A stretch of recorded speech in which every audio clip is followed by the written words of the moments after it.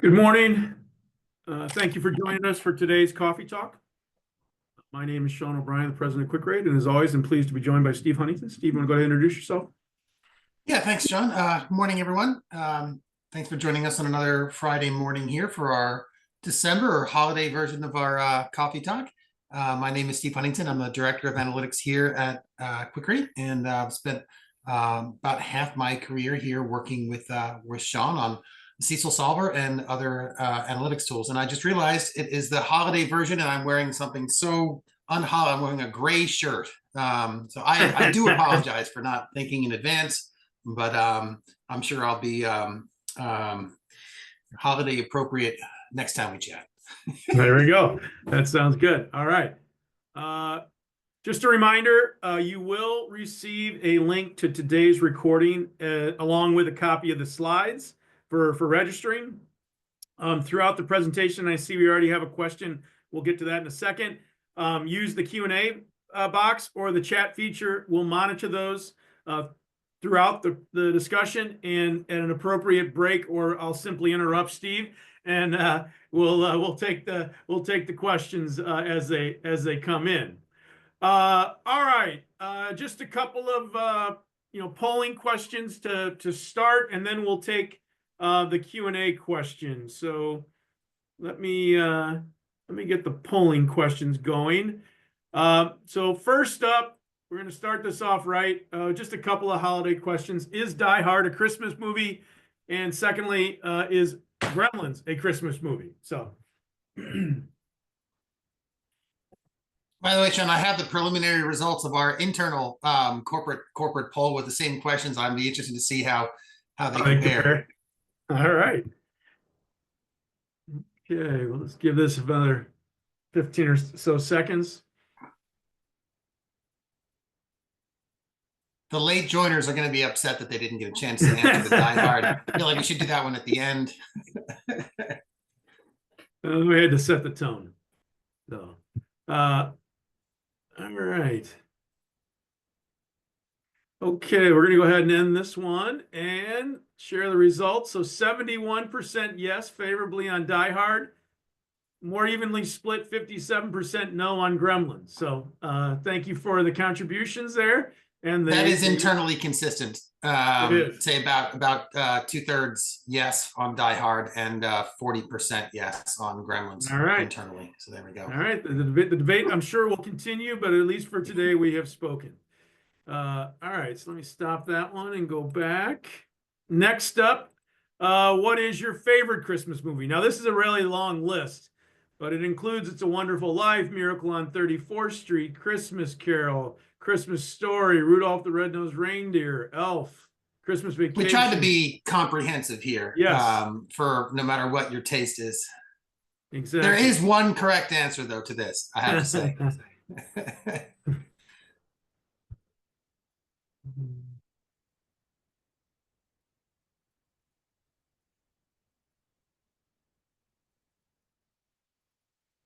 So let's see who's gonna. Looks like. Let's give us another few seconds, but it looks like the winner. Home Alone. Oh, Wonderful wow. Life at 19. Yeah, Home Alone at 25% of the audience here today. So, and It's a Wonderful Life coming in second. All right. Thank you very much. That was great to see. Let me stop sharing. The answer is Christmas Vacation. That's was third. Lampoons. That's yeah. Third. All right. Fair enough. I'll try not to hold it against everybody here. All right. Now, just to follow up a similar question to what we did last year, or excuse me, last month, is again, just as we start to plan webinars and coffee talks for next year, any areas you'd like greater support in your CECL process that maybe we can focus on in a coffee talk, you can go ahead and submit anything. If you don't have anything, that's fine. We'll be back no matter what with content, but certainly want to make these as continually as meaningful for you as we can. So we'll just give this another 30 seconds or so.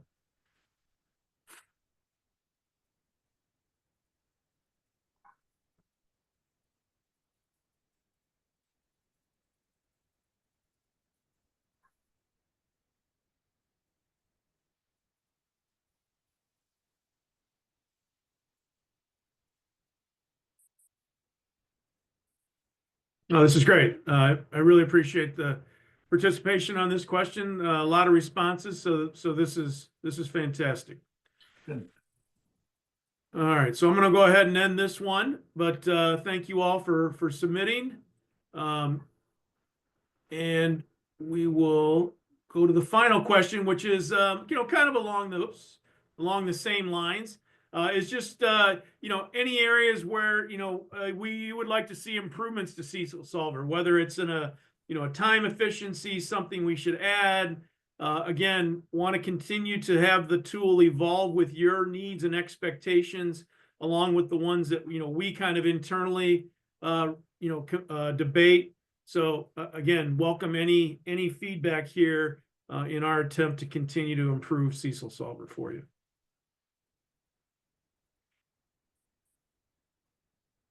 Sean's always looking for more work to give me, so this will help Yes. him help him plan the new year. Exactly, and it's not my fault. That's right. We're giving the way to pass the buck, Sean. Way to pass the buck. We're giving our banks what they want.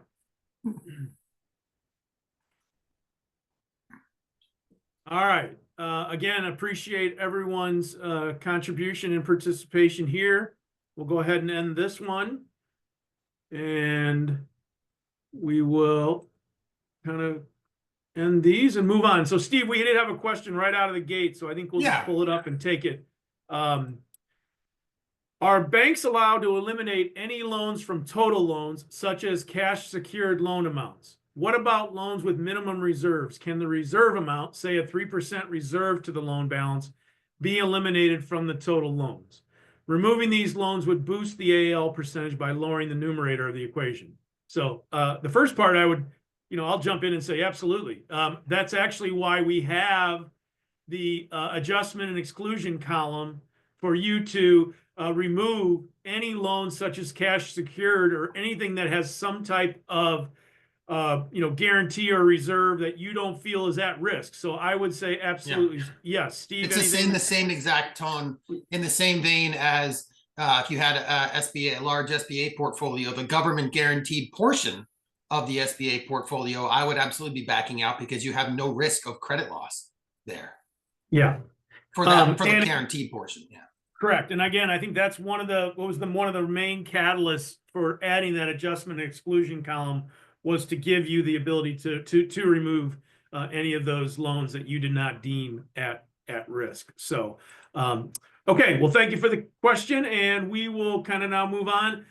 Just a reminder, we try to just put a slide in every month, just about a reminder of things that have been updated or enhanced. Again, typically, none of these are going to impact the calculation. That's never our intent is to never impact the calculation with any enhancement or update. But from users, from our own internal reviews and evaluations, conversations with banks, we get a lot of feedback on ways that we could potentially make it more streamlined, more efficient. Hey, is there additional information you could add here? And so again, these are just some of the things that we've done, here recently, and we'll touch on a few of these today. And again, based on the feedback we got, from the polling questions, we'll look to be adding, new things even as we move into next year. Before we move on, Sean, I wanted to address the second part of the question from the Q&A. Oh, sorry. Yeah. Second part was, what about loans with minimum reserves? Can the reserve amount, say a 3% reserve to the loan balance, be eliminated from the total loans? Removing these loans would boost the ALLL by lowering the numerator of the equation. I have to think about the math there, but my first reaction is that I would suggest that be an individually assessed loan, because if you pull that, let's say you individually assess that loan and plug in a 3% reserve in the individual assessment, for the collective pool, right? If we're going back to the summary page, looking at the collective pool, it will properly pull out the balance of that, and therefore the reserve, any collective reserve that would be established for it would be backed out the balance would be properly backed out. And then at the bottom, when we're adding into our individual assessments, it would be adding in that balance and that 3% reserve for it. So I think that that's the proper way to back it out without manipulating, having an effect on the ALLL percentage. So I think that's the way I would do it. But if it's something you want to discuss or look at one off, shoot us a message and we can do that. Yeah, I agree. Thanks for catching that, Steve. And Ken, I think, yeah, certainly as Steve indicated, if you have any questions, just reach out and we can schedule a time to discuss further. Okay, so we thought we'd start today just with some, trends again that Steve has put together. Just emerging credit trends, just a quick sampling. Steve, I'll let you take it from here. Yeah. So just want to get a feel for what direction credit is headed, and obviously the most leading indicators wouldn't be publicly available, right? There would be stuff that are on your GLs that haven't really made it. Some risk rating changes that haven't really made it to the call report yet. But the best that we can do as far as getting leading indicators from a call report standpoint is looking at past due, right? 30 to 89 days past due loans. And so we've been tracking that quarterly. And as we can see, for the first time last quarter, things were looking, we're continuing to deteriorate. That's a relative term, deteriorate. Obviously, they're not bad right now, at least on the call report from what we can see. But at most, a lot of our loan types were at highs. For example, especially when we start to look at, you'll notice here, we just not only show median past dues, but also 75th percentile past dues. A lot of times it's difficult to see meaningful trends at the median level for when you're looking at each segment of the portfolio, because it's so granular that you end up with a ton of zeros, even when there is some issues. So looking at 75th percentile, certainly not an average, but it gives you a better idea of direction of the trend. Because, for example, total construction and land development loans, median past dues are, and this is for UBPR peer group 5, right? So all those kind of medium-sized community banks around the country, medians are 0, and they've been 0 for a very long time. But if you look at the 75th percentile, it had been creeping up to an extent. Same thing with other CRE, like non-farm, non-residential, is medians are 0, but 75th percentiles have been increasing significantly, but just trailed off in the third quarter.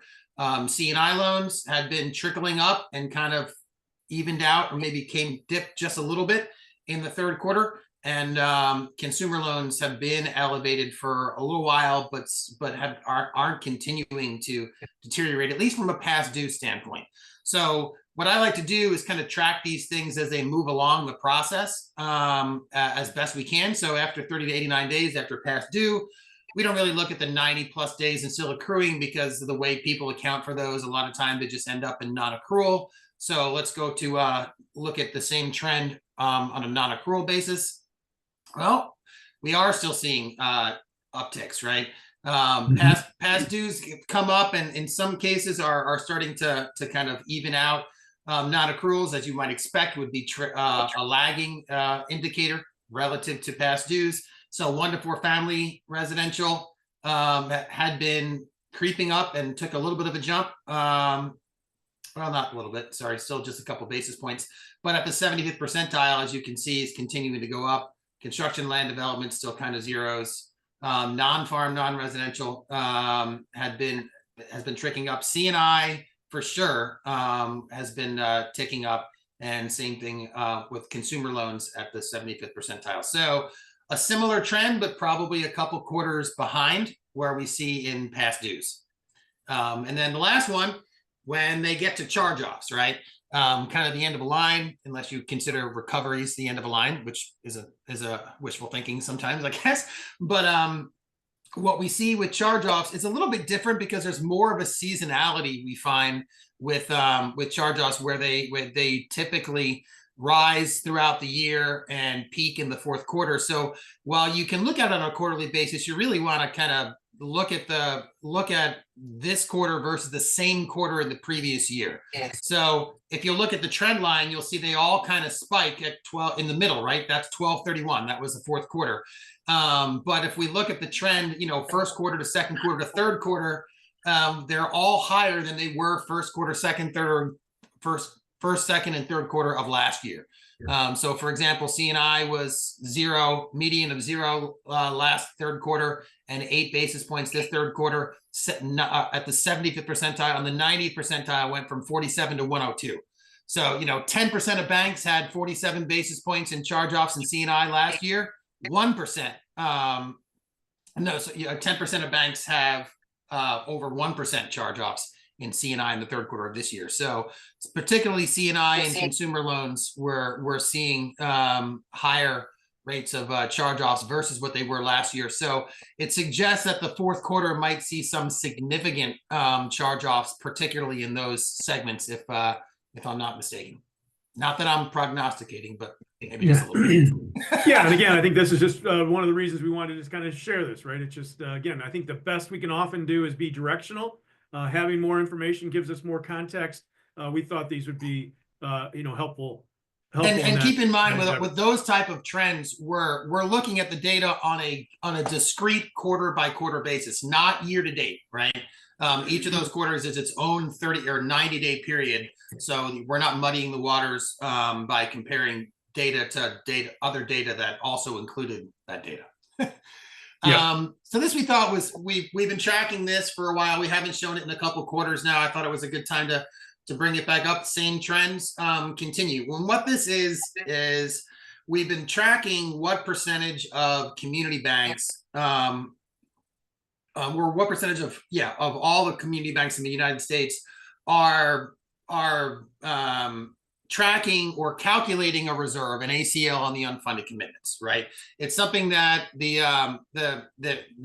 it's more of a requirement now that at least be considered as part of the ACL. As you guys all probably know at this point, we have a module for that in our tool, and the majority of our users are calculating it and using it. But as far as all the banks in the country, you see the median reserve to unfunded commitments has gone up from 0 a year and a half ago to 12 basis points. But that's a misleading number, because half the banks, or just under half the banks in the country, don't have any reserve for their unfunded commitments. So if you, for example, June 30th of last year, 54% of the community banks in the country reported 0 reserve for unfunded commitments. And these are all banks that have unfunded commitments. These aren't banks that, well, I have no reserve for it because I don't have any unfunded commitments. 54% of the banks with unfunded commitments had no reserve for those unfunded commitments last June. It went down to 50, 45, 42, 40, and now 37%, meaning that 63% now of community banks that have unfunded commitments have established a reserve for them. So that's trending in the direction that we've been thinking it was going to trend, and it continued to do so. So what that means is, while the median reserve to unfunded commitments is increasing, if you take into account how many banks are actually reporting anything at all, the reserve percentage for banks that are actually calculating a reserve has stayed remarkably consistent. Meaning that if you have unfunded commitments and you're calculating a reserve for those unfunded commitments, the median reserve people are calculating is 30 basis points, and that has stayed almost completely flat over the last 6 quarters. So this is a great example of how to mislead with statistics. If you just look at the total median there, it would suggest that people are reserving a lot more for their unfunded commitments, and they're not. It's just that more of them are reserving something. Well, and I think, as Steve indicated, right? So I think we've all, kind of been on this, this train, again, I think initially, and not incorrectly, right? Many of us just kind of view these unfunded commitments, as not being loans, which again, they're not today, they might be tomorrow. But I think what's clear here, and what's clear from, our interaction with the banks, and certainly your interactions with regulators and auditors, from the start of 2023 to now, almost now 2 years later, as the regulators, as the auditors have gotten more comfortable with the guidance, a lot of times the first go around, the interaction was, have you implemented CECL? now they're starting to dig a little further, and unfunded commitments clearly seem to be an area where they have some focus, and just increasingly it feels right, and the numbers would suggest this, they are not comfortable with zero as a reserve level. And so they were before CECL. They were correct. 2 years ago. If we look at those numbers from 2022, that's not a new line item on the call report, right? You've always had to fill out reserve for unfunded commitments, but 80% of the banks in the country put a zero there until CECL. Correct. But it is now clear, right? We're moving away from that.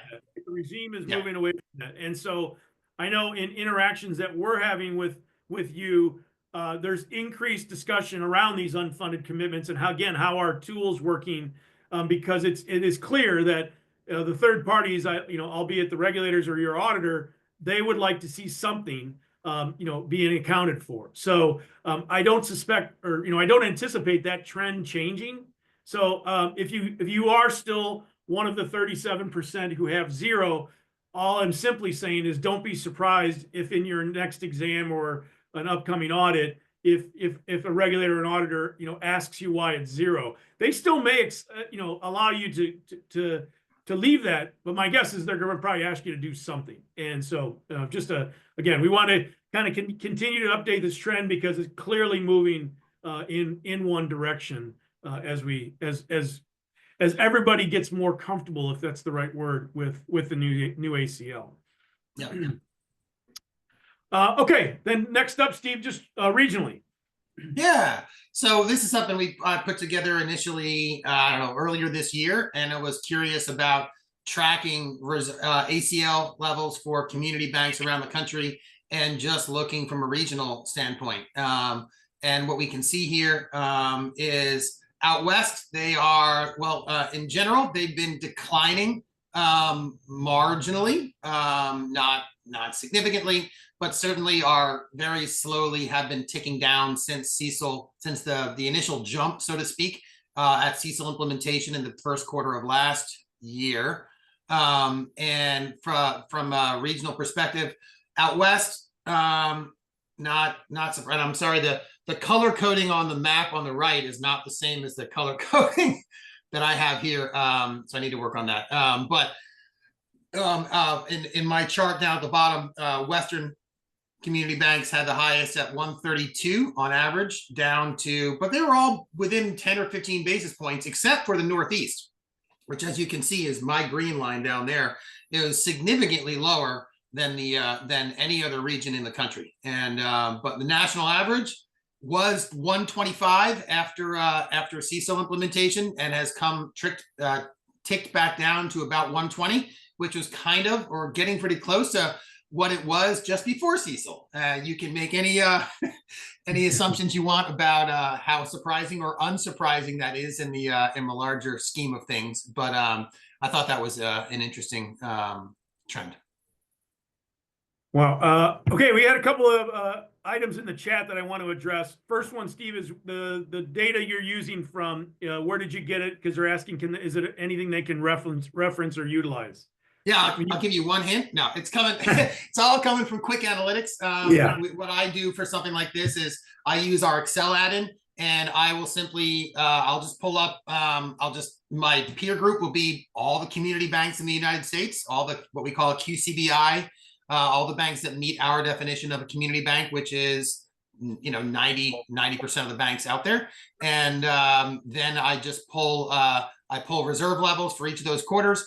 And I just do a little formula that, that looks at the state and then says this state is in state X is in region Y, and do a little mapping there. And then I just update it, hit the refresh button once a quarter. So it's QwickAnalytics data from our Excel add-in. But yeah, I can share all the data if anyone needs it.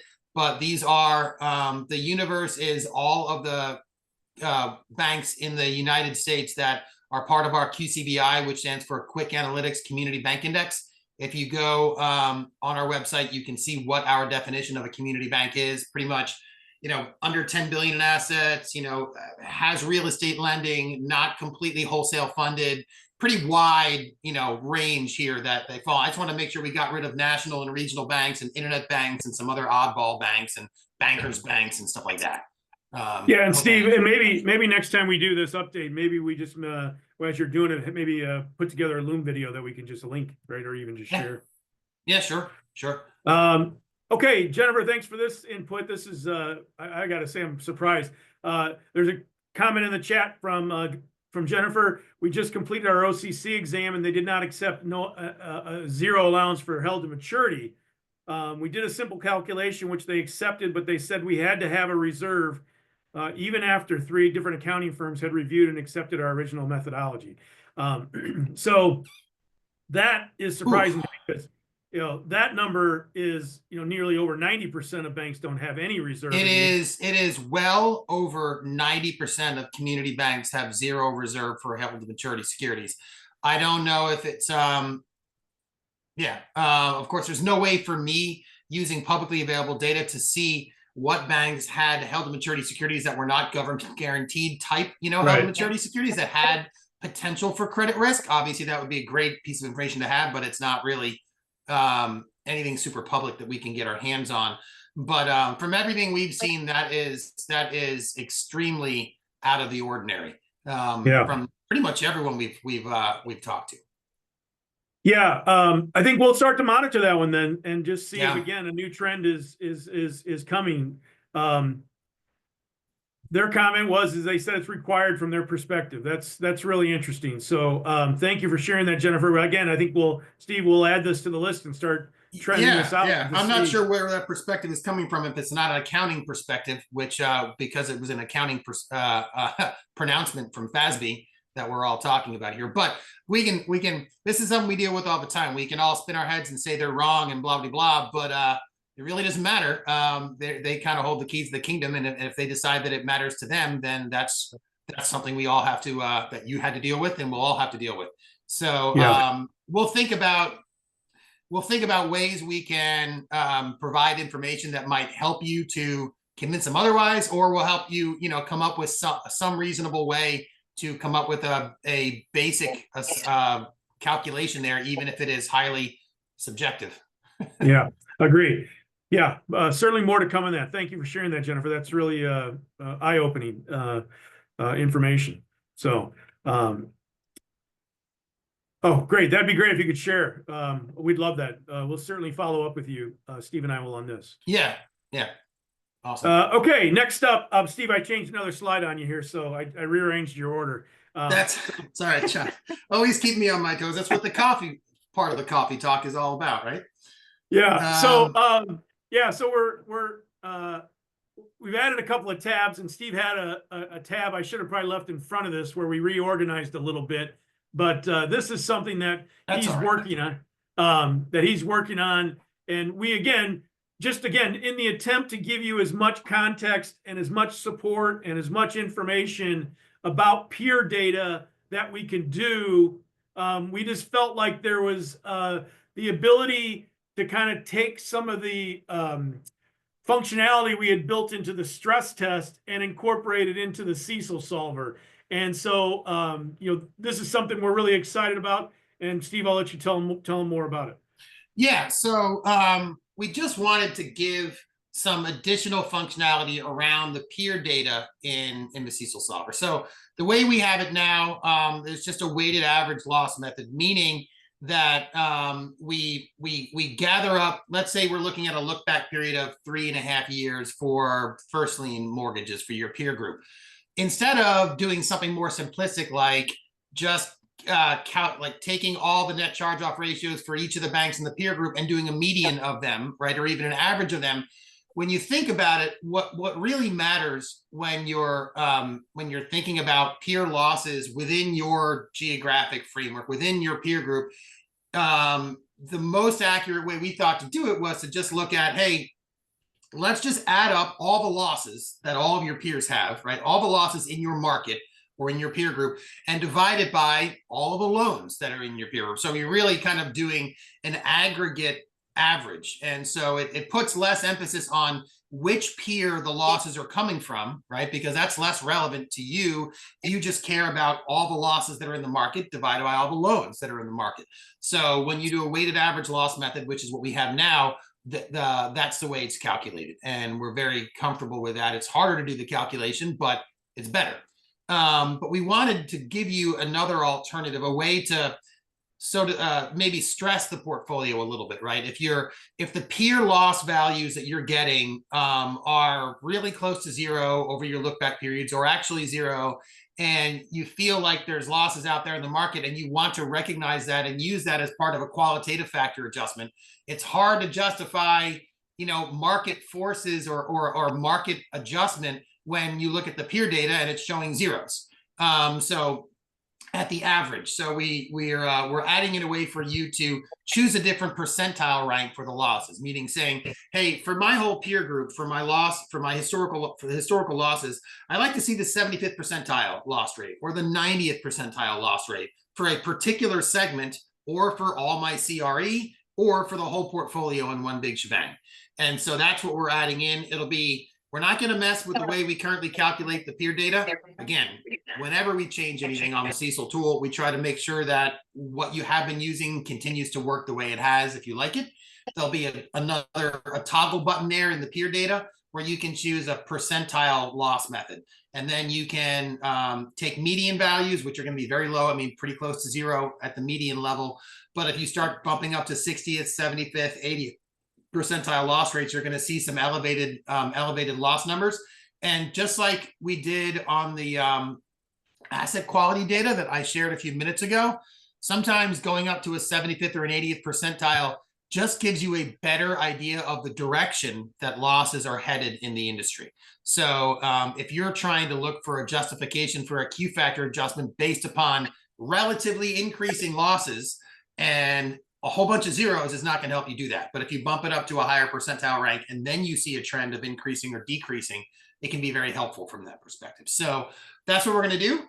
This is just a screenshot of what that's going to look like. You'll have a percentile button on the right-hand side there, and you can type in 75th percentile down at the bottom and have them all update to that, or 80th, or you can choose specific segments. As soon as you type in a new percentile rank, the higher the percentile rank, the higher the losses are going to be, right? It just pretty much orders every bank in the peer group and then chooses 75% of the way up or 80% of the way up or whatnot, and whatever that loss number is.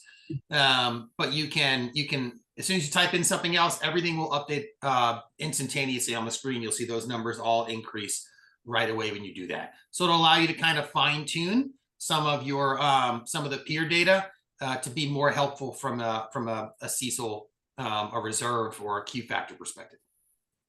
Great. And, and again, as Steve touched on, and I think, is really potentially really helpful. Again, it gives you visibility into a peer group. And so, it certainly gives you context with a larger peer group. But if you have a more tightly focused peer group, or regional, or, even local peer group, again, be able, with enough banks in it, right? Just being able to see the percentile differences within your own, lending market, perhaps, again, might be informative, right? It still may be consistent with what your outlook is, but I think it's just additional context, importantly about directionally, where credit may or may not be headed, as we continue forward here. But so I think, we're excited about it. We really love this, feature and component of the stress test, and just felt like it had application here in the CECL tool as well. So coming soon.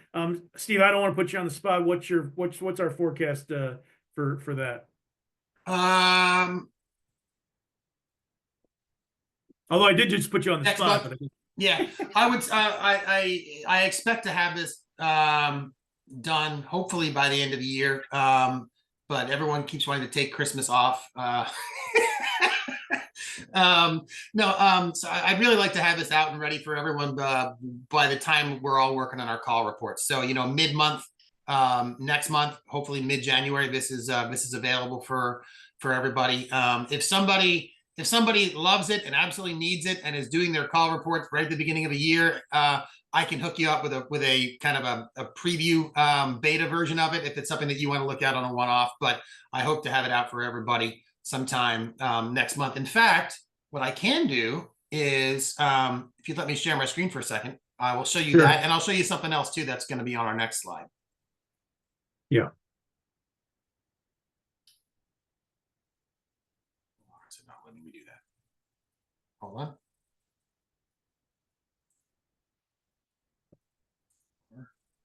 Share. Ah, there we go.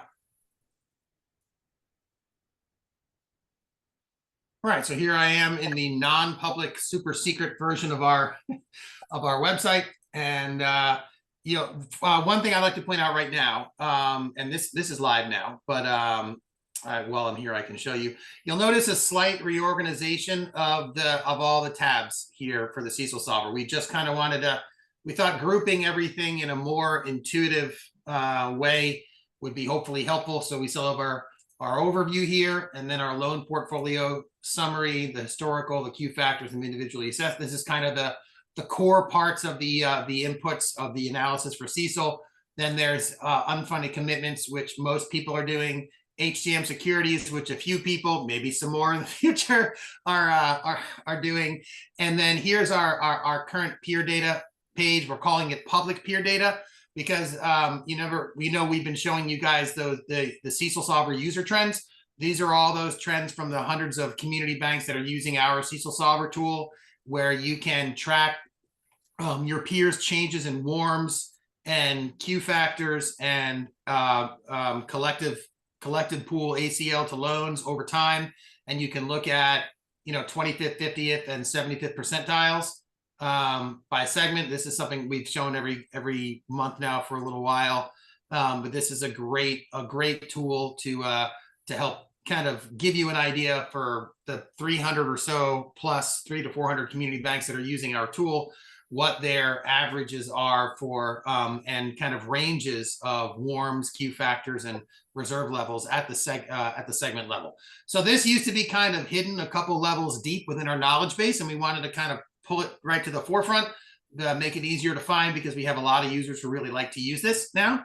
And so right on our main CECL tabs, you have two peer data pages. One of them is again the public peer data from your peer group right here, and the other one is from all of the internal CECLSolver users.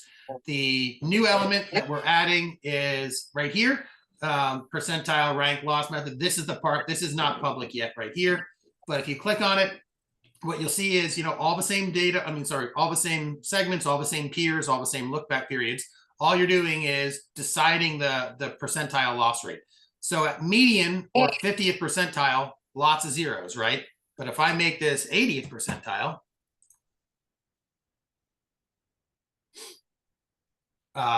less zeros, right? You get 16 basis points here, 82 basis points on C&I, 5.5% on credit cards. But you could come in here and fine tune also if you want to bump up your, some of your CRE or non-farm, non-residential. If I type in 90th percentile just here, boop, just all those values, and that lifetime loss rate for the peer group just jumped up to the 90th percentile for your peer group.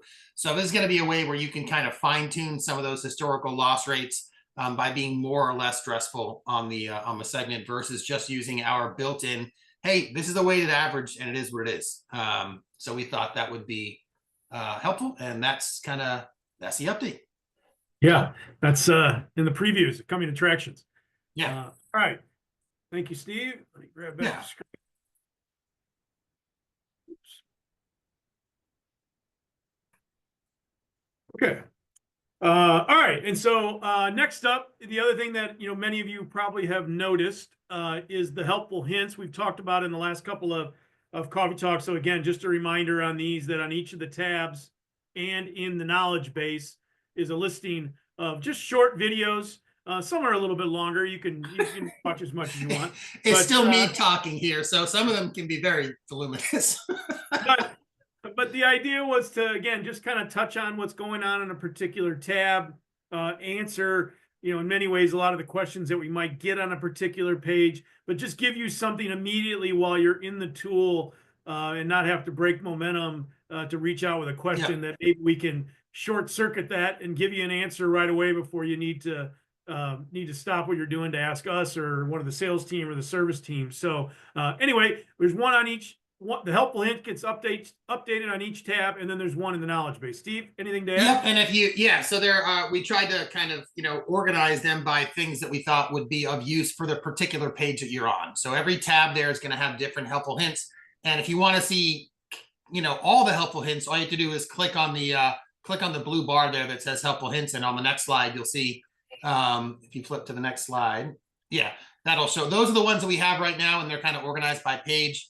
We will be updating this and adding a handful of them in the near future. This is a feature that we intend to roll out to the rest of QwickAnalytics, to our whole platform, sometime next year. So you'll be able to, not just within CECL, but in our stress testing tool and in some of our interactive pages like our camels analysis or our performance matrix, just sort of discussions of how to use it and how to get the best out of, or best practices for any of the individual pages. But we wanted to start with CECL because that's where kind of we've had the most work in from an education standpoint and from customization standpoint. Perfect. Yes, thank you. And so Steve mentioned we're excited to roll this out to the rest of the application, but certainly want to focus first here with the CECLSolver. Here you can see here's the tab I should have had up there earlier. Just with the reorganization that Steve touched on in the live screens. But again, our thinking here is that, again, there's 3 separate reserves. We wanted the tool to better reflect that. So, the first half of it, the tabs in orange and the overview really are focused on the loan portfolio. And then you have a separate tab for unfunded commitments, and the HTMs are 3 separate and distinct reserves. And then the 2 final tabs are, again, user, context, additional information down there to the right. So again, doesn't impact the calculation, but we just thought, probably how you're working through things probably better aligned with that. So Steve, here, anything else to add? Nope. Okay. All right. Okay, I changed. This is another one. I think we're maybe back in sync, maybe not. But again, questions we're getting, still around validation. This is something Steve built, essentially as a parallel. Sean, I'd like to do this one last because I'm gonna open up I'm gonna really give him a deep dive in Excel. So I want to go over the other things first, and I know how much time we've got to dig into this for a few. Okay. All right. We'll come back to this. So here's another just enhancement. Steve, you want to talk about this from the stress testing? Yeah. So we added this to the knowledge base. We've been looking for tools that will help, because one of the biggest things that we heard last month from everybody on the Coffee Talk in the polling about additional support that would be helpful was around qualitative factor adjustments, right? Around the projections, projecting your losses out into the future, because that's what they're asking us to do, is project our losses well out into the future in order to set a reserve today. And obviously that's going to be subjective, and there's going to be a lot of back and forth and disagreements amongst intelligent people about the most appropriate way to do that and the best way to document and justify the assumptions. So we've been looking for good, I want to say predictive, but projection type data. And some of the best stuff that we found that was consistent and national in scope came from the Federal Reserve. In that once a year, they put out that big stress testing document for the big DFAST institutions, right? Where they talk about all the different scenarios they put forth economically and their expectations for the large institutions in stress testing. And as part of that voluminous document, they choose a handful of economic indicators that they can track back quarterly over 20 years consistently, and then they project them out quarterly over the next 3 years. And by they, I mean the FDIC gets a large cobble of economists, and this is sort of the average work of them. And they do 2 things. First, they present the historical data, which is what you see here, and you can scroll back in time like 20 years quarterly. Then there's the baseline scenario. The baseline scenario, those are actual economic projections. Those are what the economists on average expect from these economic trends moving forward. And then there is a severely adverse scenario. The severely adverse scenario is not an economic projection. It is a hypothetical I wouldn't say Armageddon, but worst case, hypothetical, worst reasonable possible case scenario by some of those same economists for those exact same economic trends. So this can be very helpful in getting an idea of what direction they expect the economy to go on an actual projection basis versus how bad it could go on a worst case kind of basis. And so we wanted to share that. This is something that will be part of our stress testing product and also part of our CECL tool here to help you again with justification for economic qualitative factors. Perfect. Next up is we put this in here just as a reminder. I know this question is coming up quite a bit in some of the validations that are being conducted. Where does the data come from or the information come for our prepayment assumption in the WARM calculator? So Steve, you want to talk a little bit about this? Yeah, so we had some, we get questions occasionally about where the WARM data that we have, now that we have multiple different kind of pre-populated WARM data that institutions can choose from. So for those of you that aren't calculating your own WARMs or we're not calculating your WARMs, and you kind of want to get started with the tool or get started with a scenario without having to go through that entire process, you want to pull up some industry data, right? Some industry averages. There's two ways to do that. One way that we're aware of. The best data that's out there, publicly speaking, for WARM calculations for financial institutions at the segment level, which is what matters here for CECL, right? Is actually coming from the NCUA. The FDIC does not have anything parallel to this that I'm aware of. The NCUA does a study each quarter where they contract a large third-party statistical data provider. They go through tons of loan data from smaller credit unions around the country, and they gather prepayment data or prepayment estimate data at the segment level and WARM data that is adjusted for prepayments and scheduled amortization. So the same way we do WARMs and suggest you do WARMs is the same way the NCUA is doing their WARM calculations. And they present this data publicly quarterly now. I don't know how many people know about it, but it's very helpful. The only issue, the fly in the ointment, is that, well, they're doing this for credit unions and not commercial banks. So we have to look at the way the NCUA, the credit unions segment their loan portfolio and kind of, map it to the way commercial banks do. And so that's what we've done here.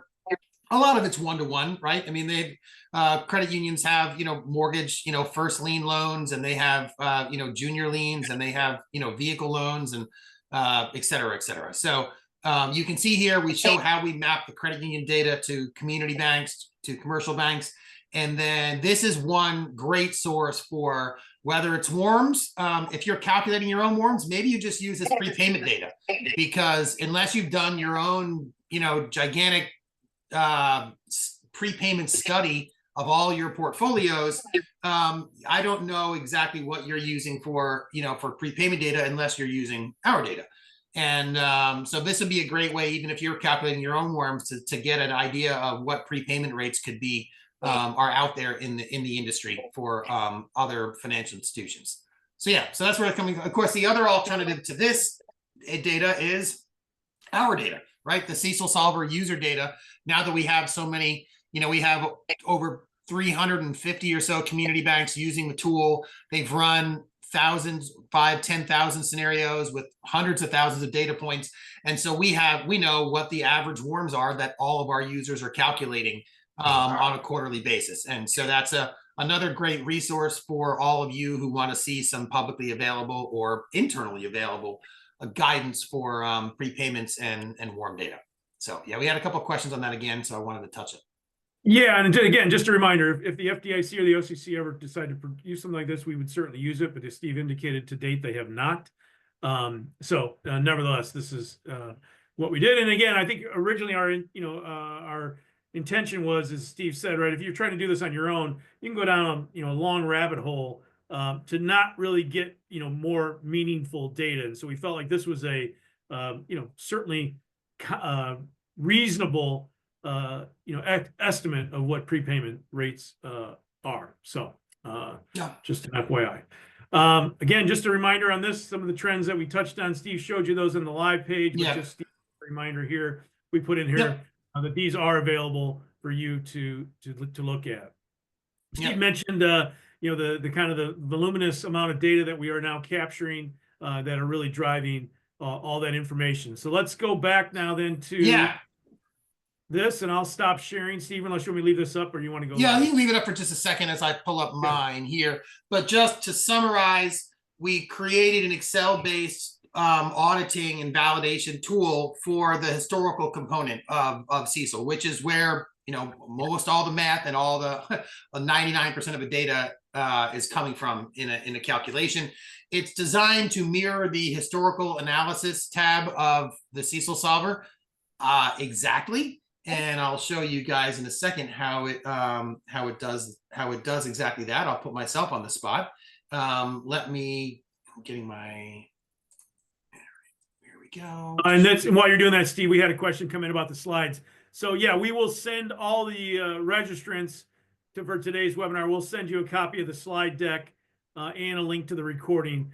It'll likely be Monday afternoon when we get that email out. Or Tuesday morning, but yes, we will send out a copy of the slide deck. So first I'll show you kind of how this works and walk everyone through it for a couple minutes, and then I'll show you where you can find it on our page on QwickAnalytics. This is something that's available free of charge for all of our CECL users, for all of our QwickAnalytics users, but it can be a little bit tricky maybe to run the first time, so we're happy to walk through it and help you out with it. This is not something we suggest that all of our users utilize by any means, and if you are utilizing it, probably not on every time you run a CECL scenario. This is mostly designed for if you're in an exam or an audit and they want to spot check a particular calculation, they pick a segment and want you to verify or validate every single number back to the beginning of time that takes you from A to Z. And so we can present this tool, you can present this tool that does exactly that. But it is all comprehensive, meaning that every single historical call report value that goes into the CECL calculation is inside this Excel spreadsheet once you update it for your bank and your scenario. There's some instructions on how to do it, but what I'm going to do is just kind of show you. So this is the output page, meaning this looks exactly like the historical tool, the historical tab on the CECLSolver. I'll prove that in just a minute. And it has, you know, balances, average balance over the look back. Here's the look back. You can change the look back period. When you change the look back period, just like on the interactive tool, it recalculates everything on the fly in the Excel tool. These are the net charge off and net charge off ratios, the lifetime net charge off ratio, the lifetime look back multiplier, and then finally the historical lifetime loss rate here. These values are the ones that match the historical part of the tool exactly. So where is all this coming from? If you notice, as you click on these different cells, you get a lot of formulas, a lot of potentially long formulas here in Excel. But the way it works is, here's the raw data. This is every single call report value. I chose our guinea pig, Camden National Bank up in Maine. This is every single quarterly balance, charge off, recovery data point. These numbers are directly from the call report, no manipulation whatsoever, so they can be matched back one-to-one. So obviously that means that they're year to date. But there's a lot of manipulation that has to happen to all these data points to get the calculations that we get to. So there's an intermediate tab. This is where we say, all right, this is what we have to do to all those call report values in order to get them what we need. We need quarterly net charge off ratios over time.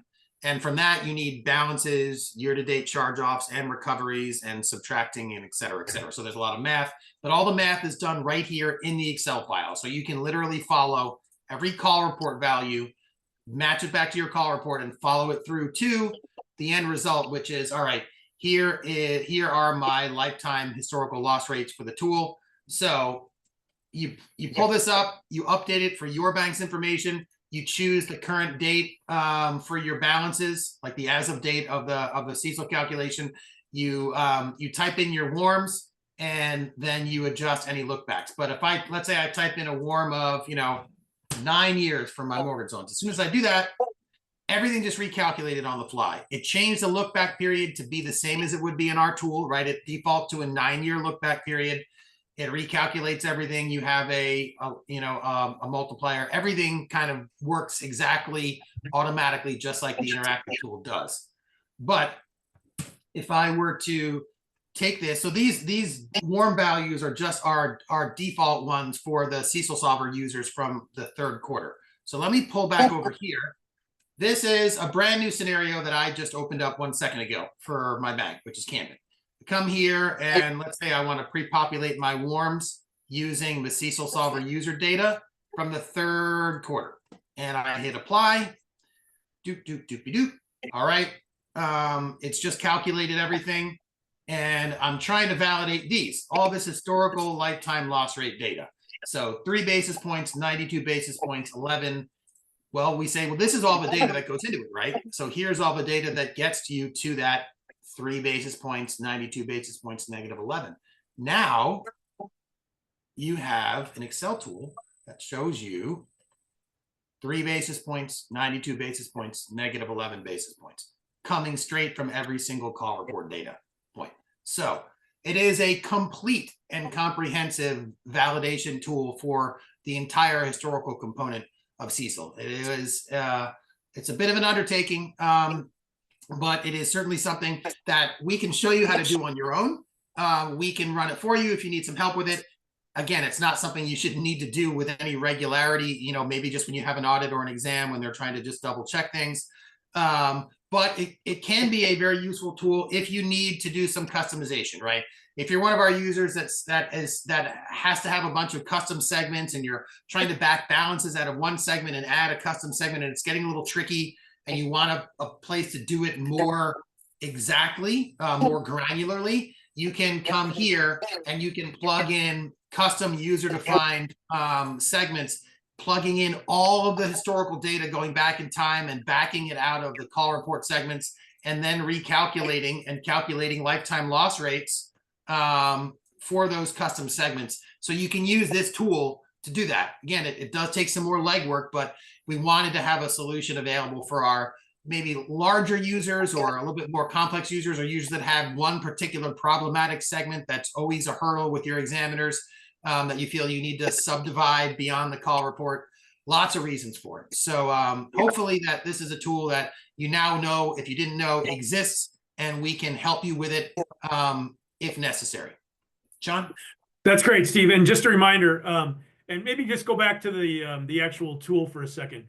So, you know, part of this, is Steve touched on, we did this for validation and just independent confirmation of numbers. But if you're on the just the overview or the loan portfolio summary page, right, we did have a few banks who wanted to add a row, right? And if you scroll down, you have the ability to add your own rows for a custom pool. But what you lose in our tool then is all that historical data because we don't have it at the segment level through the call report. What Steve did by, you know, in building that Excel tool, you can get the numbers, you know, if you have a customized pool and you have all the history, and then you could obviously update the tool here to keep it all together. So again, if customization is something you feel like you need or are being asked to do, you know, reach out and, you know, like I said, we can, you know, get you going on using the Excel tool, but then, you know, still be able to kind of show the final numbers here in the application. So yeah, so like this is our initial, we wanted to build in right in the interactive tool a way to build some sort of a custom segment. This is by default, it originally was a relatively blunt tool, but for a lot of our users, they just needed something. And we didn't want to overcomplicate it if you just needed something. But of course, we have users who have more granular, if you want to call them, situations. So with that Excel tool now, you can do all that in the Excel tool, and then you can come back here and plug that data, the results of that directly into here as a custom segment and have all the background data for it. So it can be very useful. Again, it is not a tool I expect our average user to use often, if ever, but still, we want it to be available. Okay, let's see. Let me take it back here. I think we're close to top of the hour here, so let's just kind of move through. Somebody raise their hand. Somebody have a question. They had a question. It was a couple of questions. One about CPE. So it is something we've looked at to try to make these sessions CPE. The tricky part is that they can't be considered sales. And so while this we believe is truly educational, sometimes the governing body doesn't necessarily agree with us on that. So that's one of the things we're kind of looking into. Appreciate all the questions. If you have any final questions, go ahead and let us know. And just a reminder, on the YouTube page, we've got all these videos out there. Again, we will send a link to today's recording. If you do want more data or you want to get more granular, we will continue to try to encourage you to take us up on our 3-month IntelliCredit free trial. Much like the CECLSolver, we really have made tremendous enhancements to this tool. I'm really excited to share it with more of you. The banks that are using it really love it. We haven't figured out a way to make it more appealing, but once people get in there and use it, it is really a powerful tool. So we encourage you to take us up on our 3-month trial and learn more about IntelliCredit and really kind of diving into your loan data. To that end, we have a couple of upcoming webinars. One on the 20th, the timing may not be great, but we did introduce a new loan level stress testing capability at and through IntelliCredit. So we're going to talk about that again on December 20th. We're going to do a loan growth coffee talk, finding profitable, loan growth in 2025 coffee talk on January 17th. We'll have some of the members of our infusion team joining us for that one. And then Steve and I'll be back in February for a coffee talk for CECL. So again, let's see. Appreciate all the feedback today. Questions were great. Thank you for participating in our polling questions around Die Hard and the Gremlins and the Christmas movies. Steve, any final words before we let everybody have their day and weekend? No, not today. I'm just disappointed in myself that I'm wearing a gray shirt of all days. Especially you, Sean. You're pulling the weight here for us. Steve, I understand. I only thought of it this morning when I saw it. So I was on my way to a blue sweater today. So, but thanks again. I hope everyone has a tremendous holiday season. We'll see you after the new year. If there's anything that we can help with, just reach out to us. But thanks again, as always, for attending. We really appreciate the support, and we will talk to you soon. Thanks. Have a great day. Everyone.